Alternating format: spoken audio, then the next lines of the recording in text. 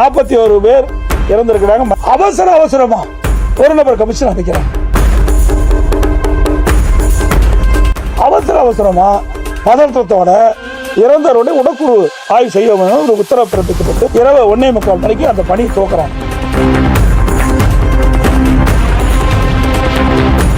எப்படி இவ்வளவு வேகமாக விரைவாக உடற்கூறு செய்ய முடியும் என்ற ஒரு சந்தேகம் மக்களிடத்திலே பரவி இருக்குது. 41 பேர் இறந்திருக்கிறாங்க. மயக்கமட்ட உடனே ஆம்புலன்ஸ் வந்து அவரெல்லாம் மருத்துவமனை சேர்க்கப்பட்டாங்க. அன்று காலை வரை 39 பேர் இறந்துட்டாங்க. அடுத்த நாள் காலையில் 2 பேர் இறந்திருக்கிறாங்க. மொத்தம் 41 பேர்.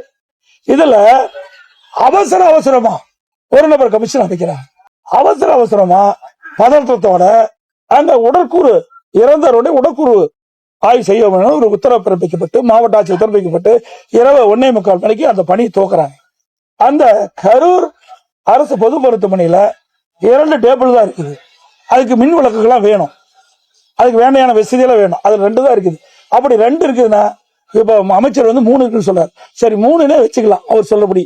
அந்த 3 டேபிள்ல இன்றைக்கு கிட்டத்தட்ட 39 பேர் இறந்ததை எப்படி உடற்கூறு செய்யும்? பிரேத பரிசோதனை செய்ய வேண்டும் என்றால் அந்த பிரேத பரிசோதனை செய்யக்கூடிய மருத்துவர் தான் செய்ய முடியும். வேற மருத்துவர் செய்ய முடியாது என்று மருத்துவர் சொல்றாங்க. அப்படி அந்த மருத்துவமனையில அவ்வளவு மருத்துவர் இல்ல. அப்படியே வெளியில இருந்து 22 பேர் வரவழைச்சுங்கிறாங்க. அப்படி வெளியில இருந்து 22 பேர் வளைச்சாலும் அங்க இருக்கின்றது முதல்ல இங்க அமைச்சர் சொன்னதை பார்த்தா 3 டேபிள் தான் இருக்கு சொல்றாங்க. 3 டேபிள்ல 1:45 மணிலிருந்து நான் 8 மணிக்கு போகும்போது 31 பேர் உடற்கூறு ஆய்வு செய்யப்பட்டு விட்டு.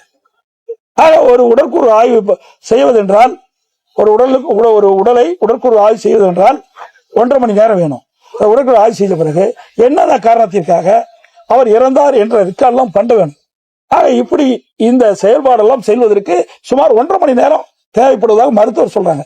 அப்படி இருக்கின்ற பொழுது 31 பேர் எப்படி இவ்வளவு வேகமாக விரைவாக உடற்கூறு செய்ய முடியும் என்ற ஒரு சந்தேகம் மக்களிடத்திலே இன்றைக்கு பரவி இருக்குது, எழுந்திருக்குது. அது அச்சத்தை போகுது. அரசுடைய கடமை.